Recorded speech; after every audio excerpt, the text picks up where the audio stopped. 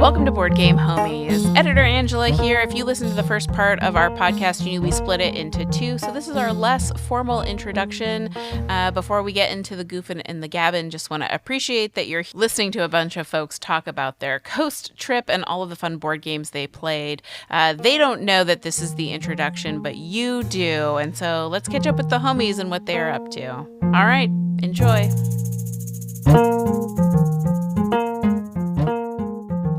We got another play of Shackleton Base on Friday morning, and then we got to dig into Railroad Tiles, also known as Reed's Kickstarter game. I didn't get it on Kickstarter. I got it after Kickstarter. Reed's after Kickstarter game. Also, before that, you glanced over it, but Shackleton Base, Reed and I, instead of playing one of the umpteen million small box games that we brought to play, decided to play Shackleton Base 2-player. And so we did play that instead of one of the 15 games Becky made me bring. Oh yeah, I think I was making breakfast sandwiches this morning. Yeah. I don't know what happened to Becky. Yeah, and then before the Kickstarter game that you talked about, I finally got my victory against Reed in Seesaw and Paper. So it was a 2-1 overall score. Now the teacher has become the master. I was actually excited that you glossed over that. I didn't track who won or lost or multiple plays. Reed did. She had a piece of paper, and I kept being like, I don't need to know how many games I've lost, Reed. You were undefeated for a while. For 10 minutes. No, for the first full day, you first not full day, but for the one night that we played on Wednesday. The two games we all love, Castle Burgundy and Brass. Well, those are in my top 3 games of all time. And then you won the next game of Goblin Vault, so. Yeah, that's true. Okay, we didn't need to track on the paper. No, also, you track who wins in your app. And Gillian's app. If I forget, it's fine. She only forgets when she doesn't win. I'm like, whatever, don't count points. This piece of paper became quite contentious over the course. I'm going to burn that piece of paper, because every time I was like, Gillian won. I was like, what if Gillian shut up? Anyway, back to Railroad Tiles. Reed, this is your game. What are the thoughts on Railroad Tiles? I really like Railroad Tiles. It is in the Railroad Inc. family. And Angela and I had gotten in a play of it with our other board game group, and this is the first time to have Becky and Gillian play, and it's just a pretty sweet, I think it's only 30-minute play or something, even with 4 people. Maybe it's a little bit longer than that. I think it was shorter. I think it was 20 minutes. Yeah, it was very fun. Snappy. Yeah, and surprise, instead of markers, you use tiles. Hence ink versus tiles. But I enjoyed this game quite a bit. I think I like it more than Railroad Inc. There was just more scoring opportunities, I would say. Well, that's not true, because I guess Railroad Inc. you have the special rules you can play with, special dice that do things. But I just felt like the art on this was really pleasant, and it was easy to get into and just fairly breezy, unless you don't understand how cities work and build one giant metropolis, and then didn't realize it after the fact. That was Gillian. Yep. But you still won that game. No, I didn't win the first game. Oh, no, I did win the first game. Okay. Gillian wins app, or Gillian wins piece of paper. I like Railroad Tiles. It's very tactile. Again, same thing. You're not drawing. So I guess the communal pile of tiles does feel a little more interactive than Railroad Inc. I would say BGA Railroad Tile or Railroad Inc. is still my ultimate favorite, but I would like Railroad Tiles with a group of folks. You do get passengers, which is cool, because then you move them around and score them, which you don't do in Railroad Inc. But it's a solid game. It's good light. Fun time. I also enjoyed Railroad Tiles, but I still like Railroad Inc. better. But that's good, Becky, because you own 7 copies of Railroad Inc. Okay. Maybe 3. No, we own 3, but you own a bunch of expansions that we've never even touched. That's we haven't even touched both games of the expansion, our collector's edition. Is that what we get to play after this? Hooray! Yeah. Becky doesn't know the rules, so. Boo! That's not true. I do. You don't know the special rules. That's true. I could read it, though. This being the game that I opted not to get on Kickstarter because I had way too many decisions to make and was overwhelming, I ended up getting the base game and then at Gillian's suggestion, the World's expansion. And we didn't play with the expansion. We also did not play with the objective tiles because we were just in the moment and didn't want to have to learn something new. And I am very glad that I didn't spend $150 on this game, but very happy that I ended up spending probably around 40. Becky would have made me back it if she realized that the box was like a really nice white and gray with gold lettering. It does have gold lettering. She Yeah, would have but- made me buy it. But does the game have gold lettering? The box does. It's not enough. I need more. More gold for the goblin. Speaking of gold that we spent last year, happened to align with the Game Nerd sale, at which point Gillian and I were both playing games and purchasing games as it refreshed. We had the little iPad being like, what's out, what's out? One of the games that Gillian bought at that sale was Vale of Eternity, which we got to the table. Yeah, and this is our first time playing it together. Becky and I had previously played it with a couple other friends once or twice. And I remember coming away from that not really knowing where I was feeling about it. But then when it popped up on the Game Nerd sale, I was like, I'm going to get it just because it's super cheap. And yeah, playing this was underwhelming, I would say. Just, it was fine. But I think I came away just, willing to let it go. I felt the same way about it as I felt the first time I played it, which was definitely underwhelmed and not into it.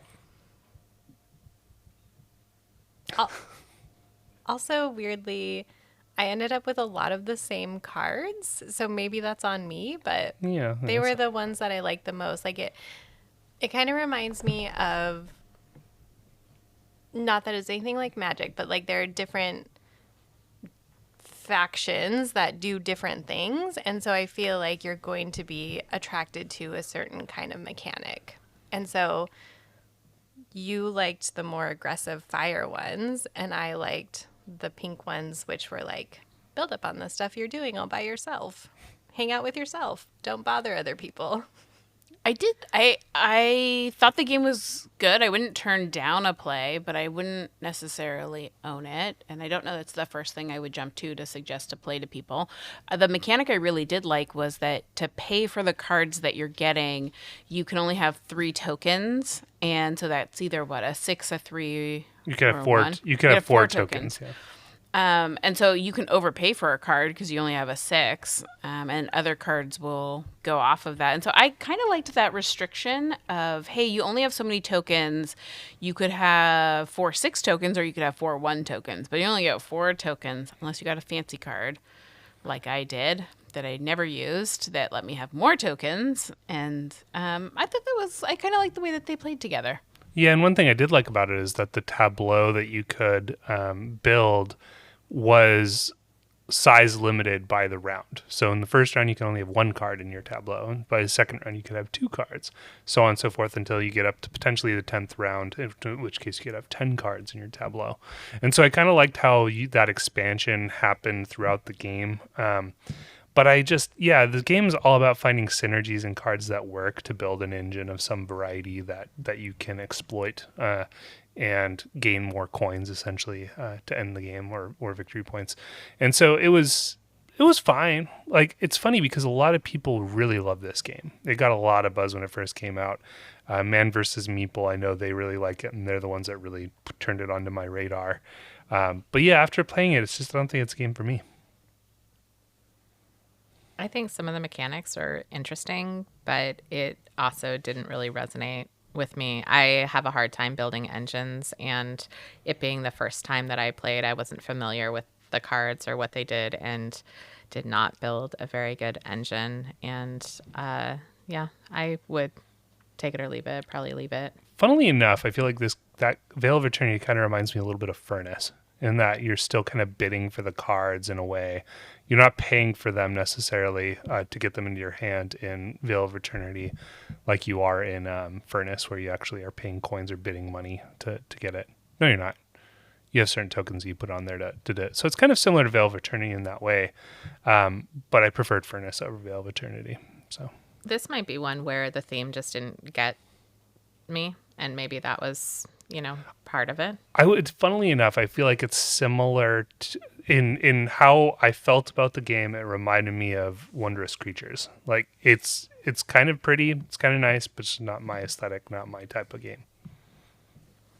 Angela compared it to Digimon, and then I could not unsee I think that. I said Digimon initially. Maybe it was Angela. I don't remember. I think we had talked about Pokemon before, No, but then I know it's not Pokemon. I was a fan of Pokemon. Digimon is the knockoff Pokemon. That's kind of what the cards look like. it's definitely what it looked like. For sure. Well, on the coast, just like going there, we do have to go back again, which leads me to my next game, The Hobbit There and Back Again. This was a fun one because you guys brought it to the coast, and I probably was working one night and couldn't make game night, and you guys played it, and you felt kind of mid about it. So I was like, oh, I don't know how I feel. And then I played it, and I was like, I really like this game. So I'm fascinated what you guys thought about this draw and write adventure based on The Lord of the Rings and The Hobbit. I wonder if we were just missing your wonderful personality during the game the first time we played, since you were not there. And also maybe the first mission was just like boring. And so I think it's not complex, but like the complexity add to the second mission made it more interesting for me. Yeah, the second mission definitely seemed like more of a race amongst players. Like, yo, you're trying to get to Rivendell before anyone else and score the most points along the way. The first one is like, go around Bag End and get bread and feed the dwarves. And so it felt less interactive, I guess, in a way, strangely enough. It was definitely Angela not being there, because the first time we played, I enjoyed it, and you all were a little bit sad on it, and I liked it. It reminded me of That's So Clever, where you have to choose how you use your dice and apply them, and I thought that was delightful, and I was excited to play it again. Yeah, you roll dice, and whoever is the main roller, they're going to get an extra dice at the end, and they have everything from like bread on the dice to a wizard's hat to swords, and I assume every adventure they do a little something different, and it's like a storybook that you open up. I really like the illustrations. It was definitely my kind of vibe for the illustrations, more of like a Cal Art style, more Steven Universe-y kind of look to it, which I think is fun for The Lord of the Rings. And I liked it so much, I was like, I wonder if Gillian would trade me this for Shackleton Base, which I think the BGG, they're like, that's not a good game trade for you. But I liked it, and Ashton loves The Hobbit, but I have promised myself not to buy games for Ashton. But I thought it was really fun. I was excited to play the next one. We only got the second adventure played, but it's fairly quick. Yeah, we only got the second adventure plays because we had to break and make food, or some of us did. Boo, food. Wait, I was making chicken and orzo with like tomatoes. It was delicious. And Becky was helping. No, I ran off to go see the sunset because I was like, I'm Oh, going yeah. to the And Cape Reed and I were Perpetual like, Lookout. Let's just hang out and adventure in a post-apocalyptic world. I know I was on the verge of whether or not to go with Becky, but then we decided to play Revive, and that is one of my favorite games, so I'm very glad that we made that decision. I hope that the sunset was good. I can't believe you picked Revive over me. It was so funny. I was like, well, I have to go make this chicken and orzo. And then Becky's like, let's go outside and see nature and the sunset in this beautiful landscape. And Reed's like, huh. Okay, and then Gillian was like, Revive, and Reed's like, screw you, Becky. And No, I think Reed suggested Revive. oh, I was she like, was just yeah, trying to you get go. out of the hike up to see the sunset. She was like, Revive, sunset. And I was like getting time sick. I was going to miss it. So I was like, play Revive. I'm out of here. She was like, deuces, I ain't got time for this. And I was like, la, la, la, la, la. It was beautiful.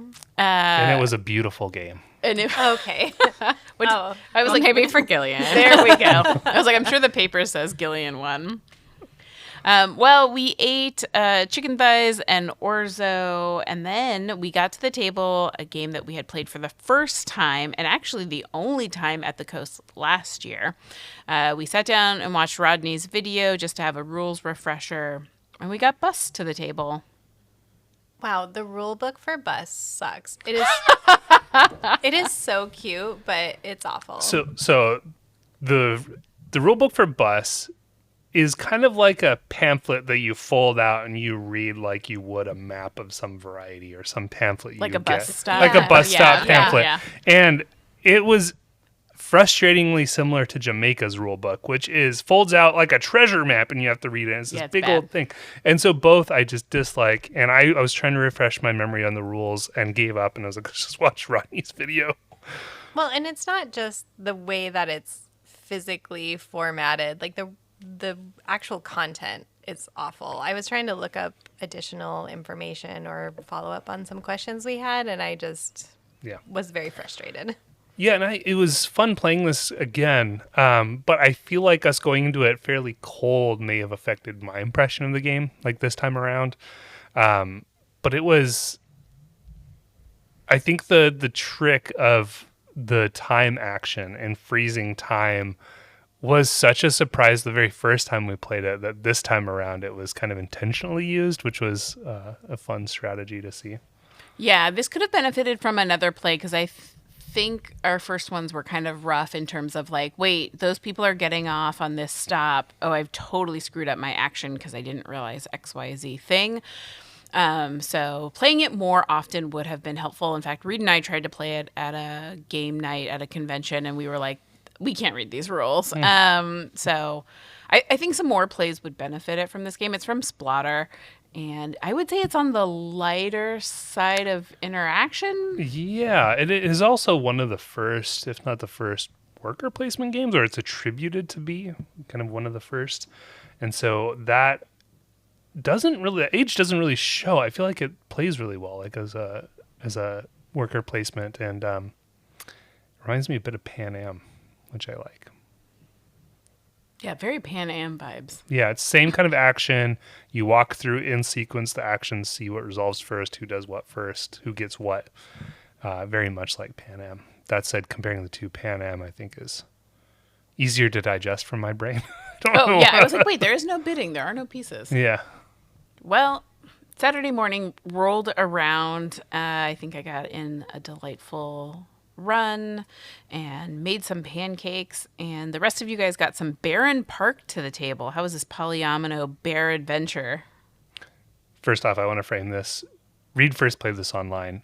She did not realize it was about bears in parks, even though all the tiles have bears printed on them.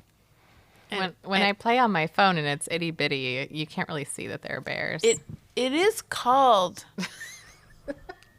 What is it called, Angela? Barenpark. Is that?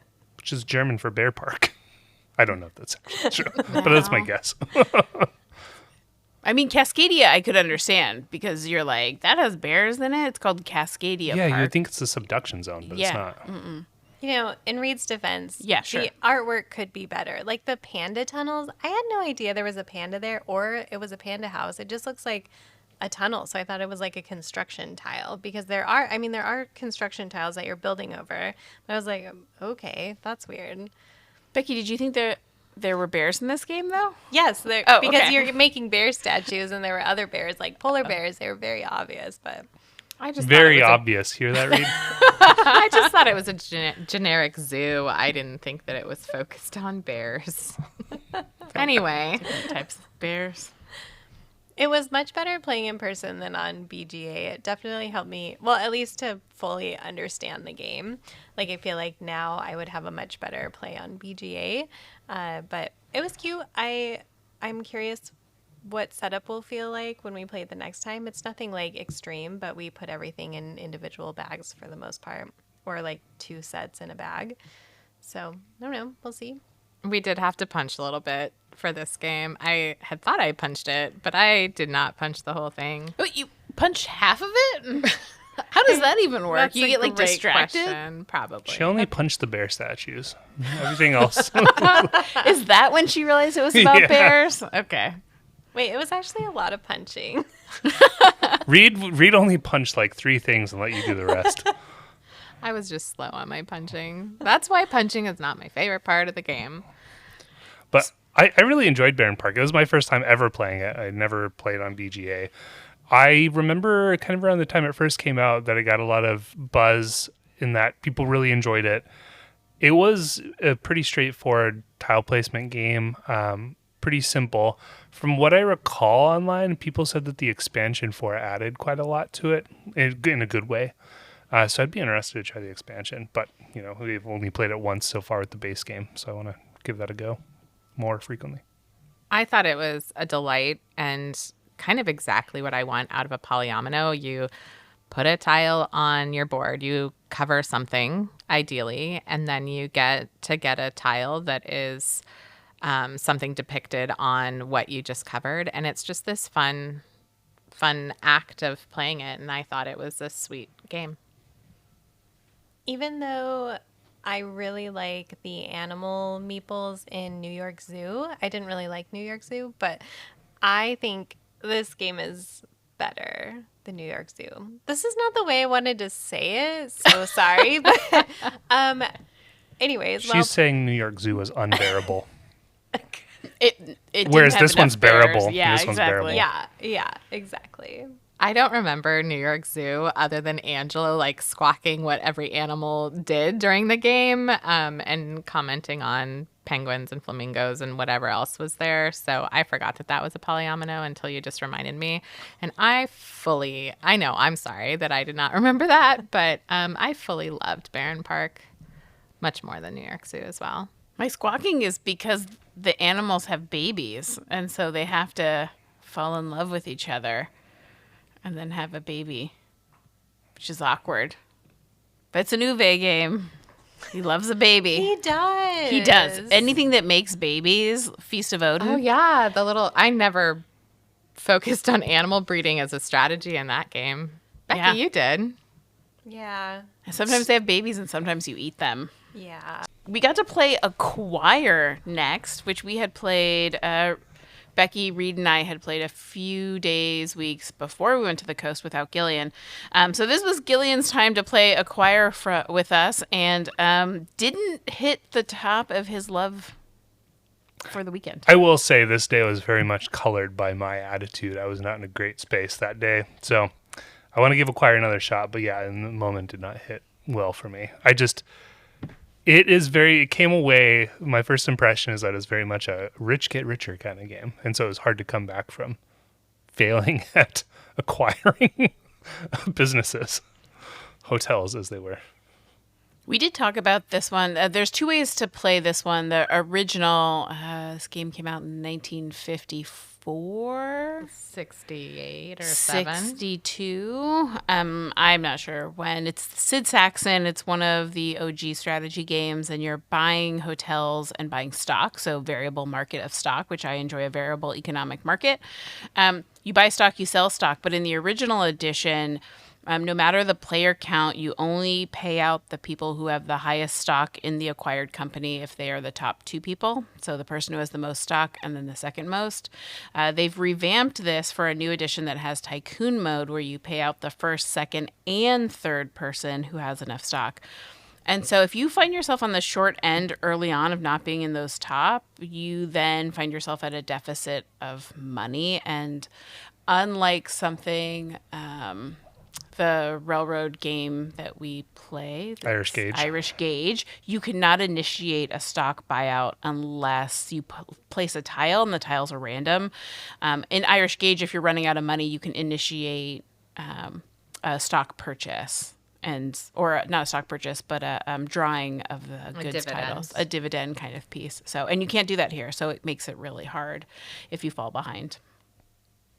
I was also very frustrated by the lack of useful tiles I was drawing. I just had nothing that actually connected to anything, and it was just a bunch of random. Because that grid is very big. I don't know how many tiles are in that bag, but it was not insignificant. The first time we played, I felt the rich get richer and the poor stay poor mentality. It was hard because Becky and Angela bought up all of the hotel's stock, and so there wasn't anything available for me to get. So I couldn't even buy into getting a payout at some point. And so I was really aware of that during this play and tried to think about could I keep this? There's likely a chance that this hotel comes back into play. And so I experimented with that a little bit, and I did feel like my money flow was pretty good, just being more cautious this time. Not like Becky and Angela, though, man. They were involved in every sellout. one of you was, at least, in each one. As a rich person, Okay, Goblin. I found it annoying that I could only buy 3 stocks on a turn, but Oh, my. but in the conversation of the rich get richer, like I see why that limit is so important, and I almost think it should maybe be 2, or there needs to be some other kind of limitation. And I think Becky won that game. Yeah, Becky did win that Yeah, game. and I was like, oh, I'm doing really well, but Becky had some really well placed. She diversified a little bit more. But yeah, I like an economic variable market. I wonder if this one will have the staying power, because if it continues to feel like the rich get richer, or it's not a good back and forth, and maybe the original mode isn't the right way and tycoon mode is better. But that can be a hard feeling to have in a game. I think it's a game that I love having in your collection so that we can play it. I feel like I was pretty close behind Becky. I think we only had a few $100 behind, and that made me feel good to do that. I also, what was really interesting is that I had a lot of connector tiles, and I held on to them until it felt strategic to me. And that was very hard to kind of keep this secret, but then to be like, oh, maybe if I put this here, that's good. And then everybody kind of looks at what everybody else is doing. It's like, hey, I'm suspicious of you. Why are you building up there? Yeah, it has that Botswana feel. Yeah. Also, you don't want to correct you. You were a few thousand below. Really? Becky. Yeah, but honestly, that's really close. Like, you were 35,000. Yeah, I didn't think Becky's you were. I 38,000. didn't think you were a few hundred, but I let I you thought keep we going. were definitely like counting toward the end, but I don't know. She was counting in thousands. We were counting in hundreds. Maybe this is a game that I thought I played better than I did. You played better than 2 of us, Reed. As a rich person.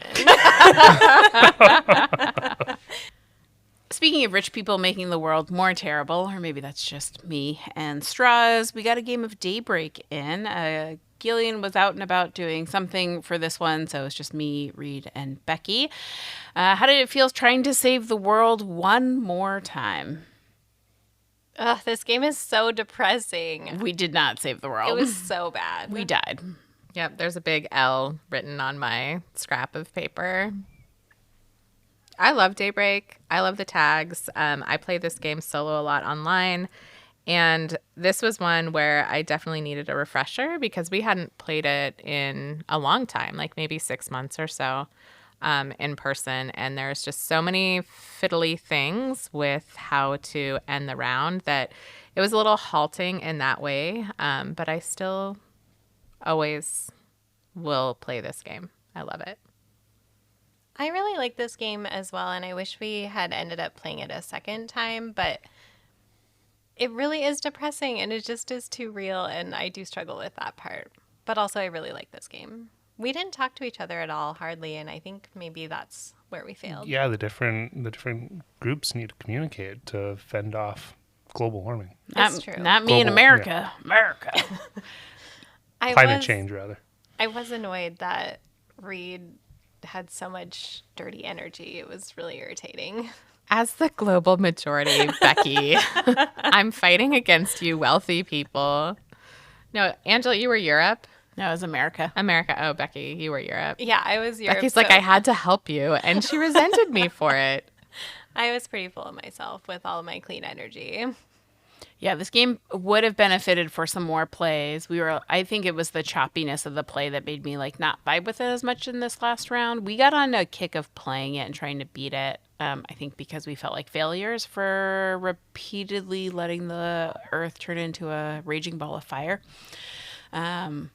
So you could play it again, but I also do think thematically it's really hard to play this game a whole bunch all the time because you're like, wow, things are just #not always great.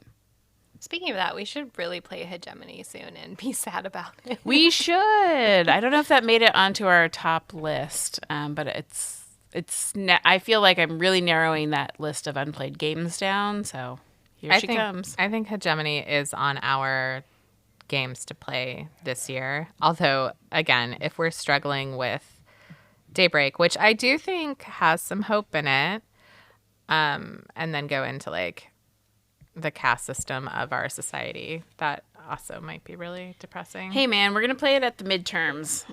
So I think it'll probably go one way or the other What midterms? in November. Gillian! Wow, you can't just say that about the government. Oh my God. Okay. I mean, the president can. Yeah, but what power does he really have? Okay. And Daybreak, we lost. Yeah. Womp womp. We moved on to a game I had not played, and I think Reed had not played, that Becky and Gillian own, which was Capital Lux 2. I love looking at this game. I really like the artwork. Same artist who does Apiary. It's And real pretty. yeah. I thought that this was like a delightful game. I think that the first game that we played, Becky did kind of out of the box. Did you pick what those were, or was that the recommended first game? Recommended first game. I thought it was absolutely great. It was enjoyable. It was a fun kind of strategic game, and I like that you play to both the capital and then your own area, and so you have to really think what is better for you to do this, and then you look at other people's cards and you think about how to cut them and stab them. So that was a great amount of play. That's why Becky loves it. She loves stabbing. It's true. And money. Yeah, this one was fun because it gave me Hunger Games vibes. I think because it's called the Capital, and so you're playing cards into the capital's reign, and when you play cards into your own city, they have to be less than the amount that's in the capital's reign. It gave me very Hunger Games. You can't be better than the capital. You have to sacrifice people in order to make the capital more wealthy, so that you can play things into your own city. And so there's that constant back and forth of, I want to make sure my cards score, but they'll only score if the capital is high enough. And so you're going back and forth being like, how do I do this? Or how do I make sure I get this so that my points will score? When we played the second game of it, we changed up each of the cards are connected to a certain ability, and then those are variable. The second game we played almost had too much variability, and so I wish we had kept some of the base ones and then rotated in some of the other ones, just because I was like, whoa, wait, what a minute, what happens here? But I think the more you play this game and see the variability of all those pieces, the more second nature it would come. So that's just my thought after 2 plays. But it was a nice, again, a kind of tableau builder that everybody seemed to vibe with. I was very proud of us for just going for 4 new capital powers, and I felt like we did pretty well with it, so I was proud of us. I liked your idea that we went for it. I was like, whatever, we'll see what happens. And I was like, whoa, I've made mistakes. Yeah, you really did encourage me because I was nervous. You're like, it's fine. And then I don't think we all realized. I was like, oh, we need tokens. Oh, and a deck. And then I read the wrong thing. And I was like, we need another deck. Wait, no, we don't. We need like 7 different things. Every component in the box came out. And I was like, oh no, we've made mistakes. It's a good one. Well, it was getting late into the Saturday, and we decided what's better than cooking? Not cooking. And what's better than dishes? Not doing dishes. And so we headed into town, and by town I mean the next town, which was about 25 minutes away, to go to dinner. Ate some clams, fried fish. They ran out of duck, which I was really upset about. So you had lamb? Yep. I love to eat all the animals. Also some delicious rosemary gimlets for those that partook in rosemary gimlets. Not I. Still sad about that duck. So we drove all the way back, decided to end the night on some lighter games. So we got Magic Shop to the table. This is the one that Reed got for all of us that she found on the internet. Kind of a hard game to find. It was released at the Tokyo Game Market, and it made our top trick takers of the year, I think, for Reed and I, which felt like an abomination because we had only played it the one time. Yeah, because you poo-pooed doing that for any of the other games, but Magic Shop, you made an exception. Gillian, when I poo-poo, I do it in front of everybody. We know. We learned that on the beach. So Magic Shop made the list. We got it played. This is a fun one where you have it's like a DVD music CD, And there's a trump suit on that, and you can activate different powers depending on what cards win the trick. You're trying to make your bid. It's a must follow with variable powers. We dragged Gillian into this one for the first time since Reed, Becky, and I had played at a group meetup. Gillian, what'd you think of Magic Shop? I will say, like, the presentation of it, I just thought, because it looks like just a mishmash of components. It's just a CD makes up the game board. You have cards that match up to 6 sections on the CD. And then the card stock was really flimsy. Like, it's definitely a prototype version. Like, it wasn't broadly distributed. And so it was just funny seeing it set up. It just looks so random. The illustrations were also very, like, tarot-esque in a way. It struck me as odd when I first saw it. But man, playing it was fun because each of the 6 suits does something different. If you win the trick with the suit that's trump, you get to activate its ability or something along those lines. It's weird. I felt like the rules were kind of complex, but by the end, I finally got it. And it was fun. I enjoyed it. Is it 6 suits or 5? I don't know, whatever it is, but it's got colors. I know, but someone's going to listen and they're going to know and they're going to be like, wow, it's 5. okay. We may or may not be right about 6. I Could don't be know. 5. On the prototype version, some of the suits looked like the other colors, so it was a little. Becky's correction corner. No. As a rich person, Probably Gillian's right. But the thing that I'm really disappointed about is that there was a CD player in the house, and so we could have listened to the music on the CD player while playing, but we didn't realize it. #fail. I know. Next time we have to pack it. that is why there are the little cards with a paper of what each suit was, so that in theory your CD could be in the CD player, and then that is on the table. I didn't know that. I thought the CD was integral to the game. Oh, no. And it's weird. It's a Tokyo Game Market game, so they're not finished. It's not mass production. It's harder to find, obviously. You can't just get it at the store.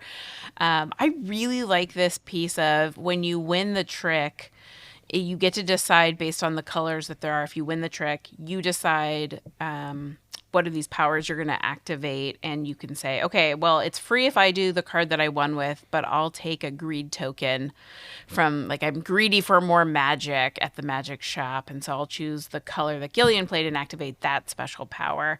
And the greed doesn't bite you in the butt unless somebody makes their bid. If somebody makes their bid, they're going to score for all the greed tokens on the table. And I very rarely make my bid. So I tried to be very not greedy. And then one game, Reed was very, very greedy. And Becky and I couldn't capitalize. And I liked that kind of like push and pull of where do you siphon a little more magic and where do you not? Yeah, and there was a lot of thought that had to go into placing your bid, because at the beginning of the game, you actually take one of your cards in hand and you make that your bid. And each card has the face value side, and then the back of the card has a 0 or 3. So your default bids, if you don't want to give out any information, are 0 or 3 tricks that you'll win that round. And there is an ability for you to, if you manage to activate it, you can swap or change your bid by taking that card and putting down another card either face up or face down. And that was really difficult to judge when you might be able to activate that power, if you'll be able to activate that power throughout the game, or if you're stuck with your starting bid. And so that was just fascinating. Gillian, you also did something that was really fantastic in deferring your bid at the end and then having it kind of disappear when you won a trick so that you wouldn't go over. And you did that twice, and it was kind of frustrating as a person sitting across the table. The first time was fully unintentional because I didn't realize the Invisible Man suit, like if you win with it, you can just end the game and not take the trick. You can just activate its ability and the game's over and you don't take the trick. So I won that one round that way, and then the final round I managed to do it again, that time intentionally. Yeah. Well, we're on the coast. We knew we were going to play at least one water game. We played a ship game in Shackleton Base, and we wanted to play something else. And there was much consternation and debate about which game, but it became very apparent that the game we were going to bring to the coast to play to celebrate the water that we almost never saw was going to be Tenby, a game that I forget that Reed has because of Becky and Gillian, bought for myself and was very excited. And everyone said, yeah, Reed has that game. Anyway, Tenby, right? Am I right, guys? Well, which copy? Whose copy did we bring? We played my copy, and it was delightful. We could tell because Thank it was you. unpunched. I don't think it has No. things to punch. It doesn't, but I wanted to see how long But it it was would also go. a Kickstarter edition, so Oh. We did have to unwrap it. Yeah, unwrapping. Yeah, and the open all cards the and by cards. we, you mean me. Good job, Thank you, Gillian. Gillian. I don't know where I was for that, but thank you. Tenby, a coastal town in where is it? Wales. In Wales. I liked this game a lot. You pick a card, you play a card into your like tableau, but your tableau isn't like a square. It's just a really long street, and you can play as many streets as you want. And each card kind of scores based on the cards next to it or cards in a row, and you have special objectives. I frickin' loved the Where's Waldo or I Spy. I Spy, but in Europe it's called Wally. Where's Wally is the original title of those books. And so you're like, it's like, how many birds are there? And you're like looking on your card and you're like, there's a bird. There's a different bird. And it is so cute. And I really, really liked this game. I'm very excited to play this game more. It's super cute, and like you just explained, I enjoy kind of how each card scores for different things. So you're looking for either the flower boxes, the birds, or other various sea town items. It's just so The cute. clouds. All are so smiley and happy. This game was such an A+ for me. It was lovely. The pace. We listened to the suggested soundtrack or a soundtrack of whales. I don't know what we listened to. Not whales. It was like not- the Not animal, whale but- sounds. Just the whale sounds in the ocean. Exactly. I am super excited to play this game with my mom. One of my favorite things was we watched a number of videos of some Welsh gamers that were just so excited to have this town be featured. And this one guy was like, I got on the train for 6 hours just so I could take this picture. It was great. I like that you said some guy as It's if like it, no pun it was like included. no pun included, like one of the biggest board game channels ever. You're like, just some guy was like, I went to Wales. Yeah, it's a good one. I'm trying to convince Ashton to see if she'll play it tonight because it's very quaint. Yeah, and the gameplay is fascinating because while you guys were talking, I was thinking about the gameplay. It's like the tier system of what you're gonna grab and put into your own town or your own street.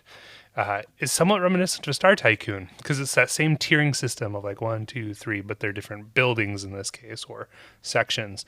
And then you're also turn order is based on whoever chose the lowest valued card last time in the previous round. And that card has fewer things that you'll get as a result. So you'll get maybe one building card and a life saver token. Whereas the person who chooses the highest value card might get like 2 water cards and a special card to add to their town or their street, what have you. And I just thought that was fun. That was a fun kind of turn order change. And Reed was trying to go first a lot, and Angela at the first game was just going last a lot to maximize what she was grabbing. But the caveat is if you're the last one to choose, you're going to have slim pickings or you're going to have to draw randomly off the top of the deck, which doesn't always work in your favor.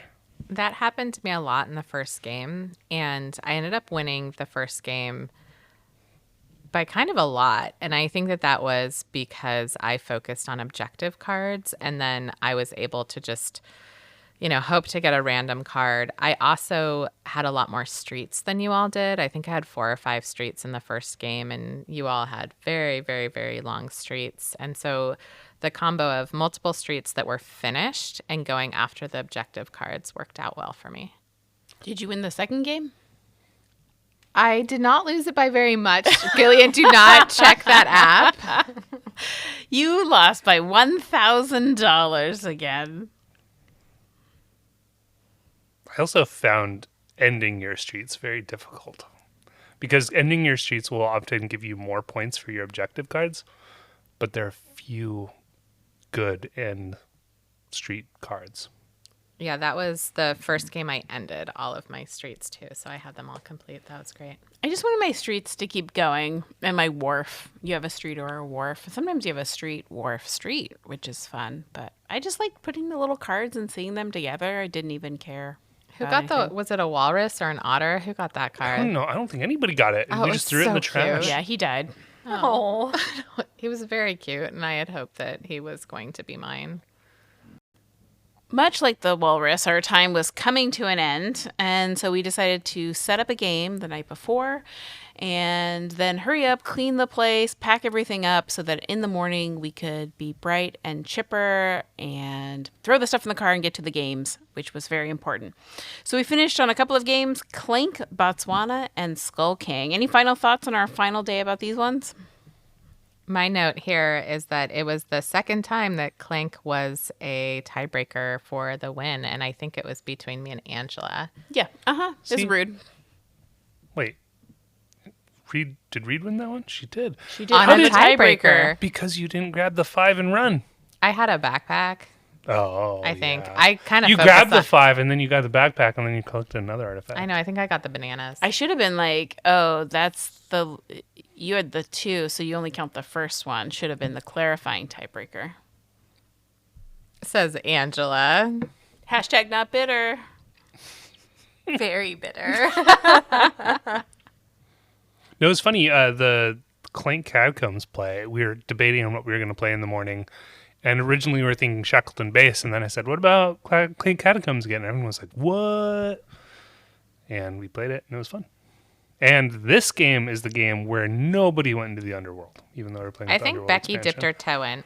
No, she thought about No. it. She discovered the ladder and then she was like, I'm going to keep We going. didn't have enough coins. It's so hard to get those coins. I just really struggle with this expansion, and I could talk about it more, but I will not. Yeah, they do say for your first play to make it easier, start with a coin. And I would actually say that's probably the way you should just go. Like, just start with a coin all the time. And be like, hey, it's freaking fine. Because then if there's least, I even got the Underworld coin card and I couldn't get it activated enough. So you want people to go down there and fight things and then pay penalties. The other thing I would say is I struggled with this Dune Imperium plus the Rise of X expansion. But I also felt it in this is that I feel like the cards from the Underworld expansion dilute the deck quite a bit. So it's maybe hard to find similar cards. Like, I remember us playing the base game, there were a couple of boot cards that, give you 2 or 3 boots. And I felt like those would come up every once in a while, but it was like, I only saw that once in the 3 games we played.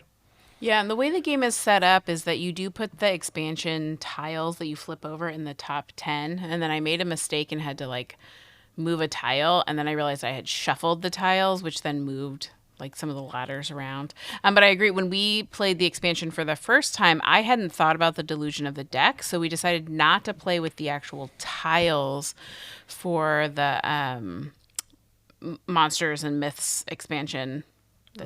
Layers. I don't know why I always think it's layers and lattes. But I left all the cards in. And so it must have really diluted the deck to have an expansion deck with no tiles connected to it. Yeah. But even taking out all of those tiles and cards, it was a little bit harder.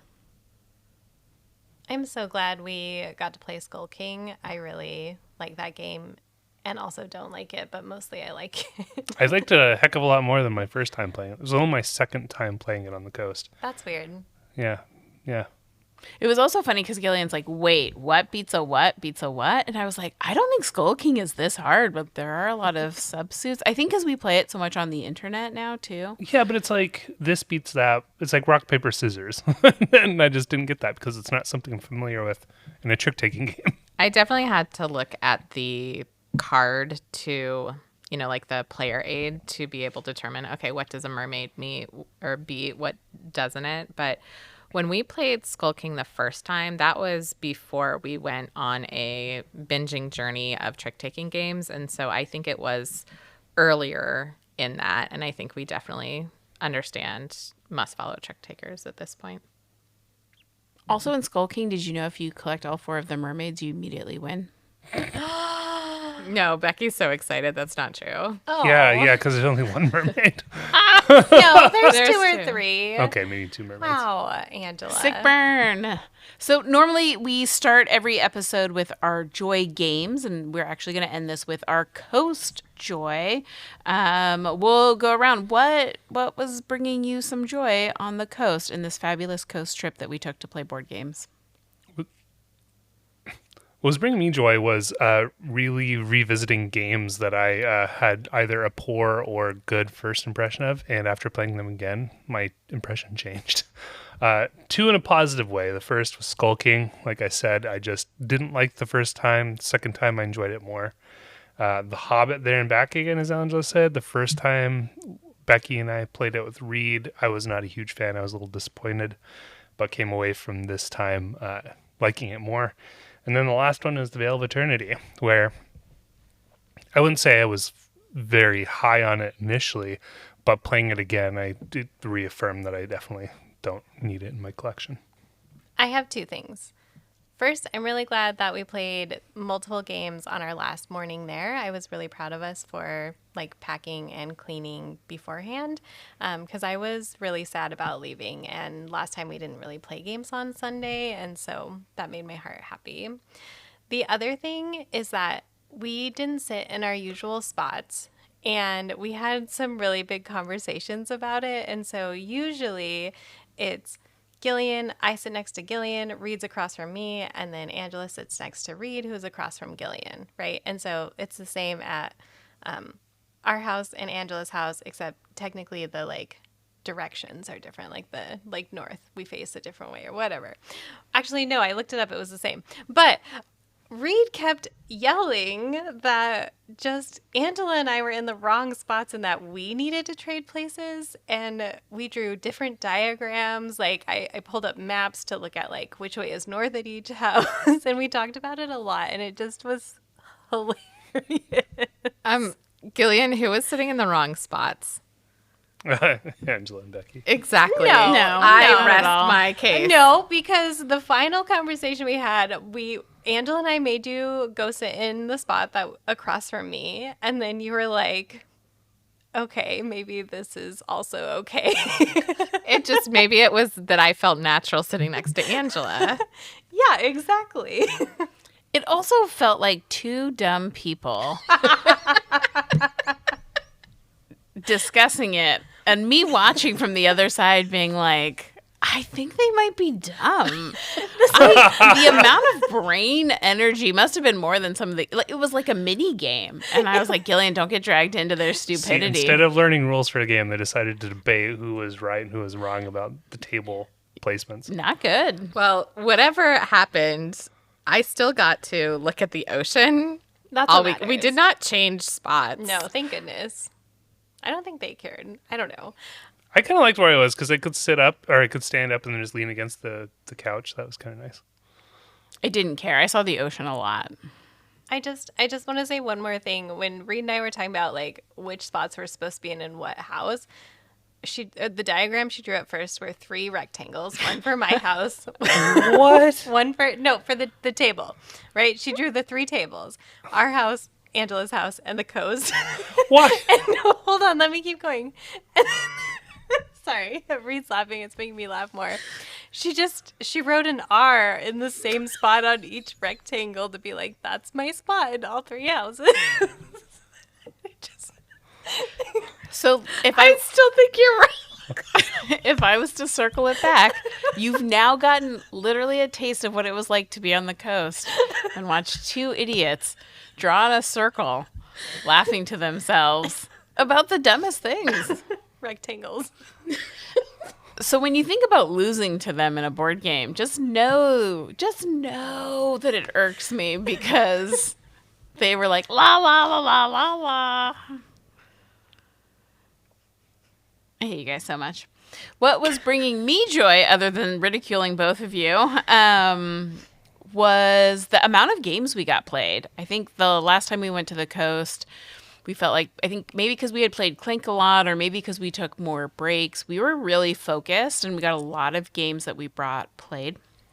Certainly there were not all of the games got played, but I think that was fine. Again, more options rather than less. And so I loved our devotion to some of the comforting games we just knew how to play that felt like old favorites that we could get to the table with very little headache, and being able to play 4 or 5 games. Because on a game night, you can play 1, maybe 2 if you're really focused. Looks at Reed and Becky. And so you usually get 1 game played. And this was really nice to like have an entire day of just like different types of games filling my cup up, and hanging out with really awesome humans and our dogs. I have a few joys. One of my joys, I would say, the game that I really loved Goblin Vaults. I kept thinking about it and saying, like, I really love Goblin Vaults. Yes, we know.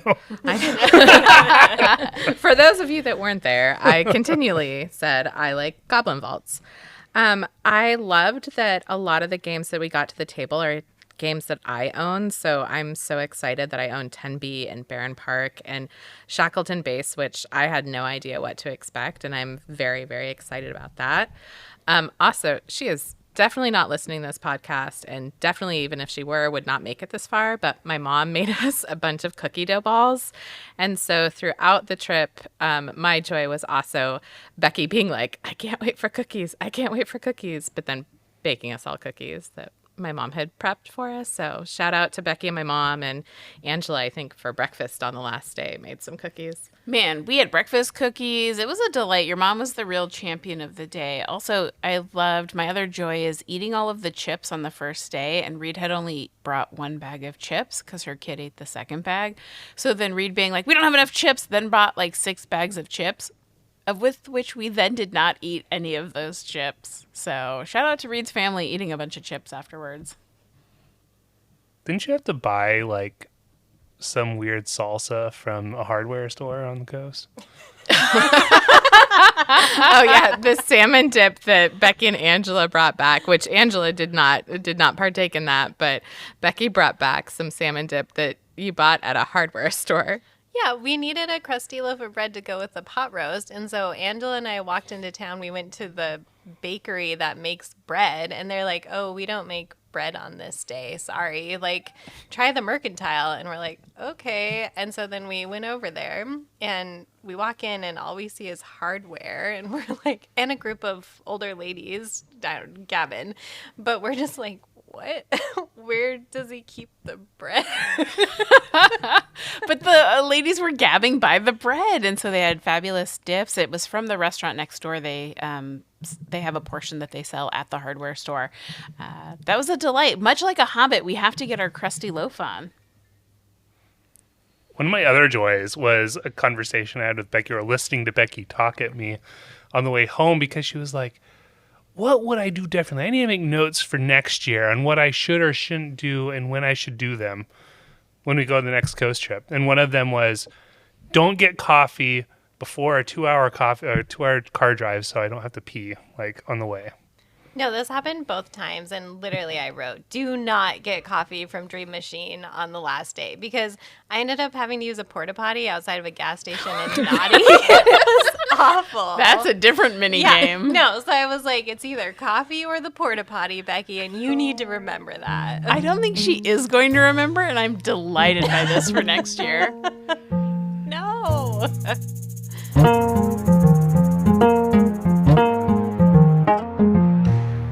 Thank you for listening to Board Game Homies. Drop us a line on our Instagram, Blue Sky, or Board Game Geek account at Board Game Homies. Bye-bye.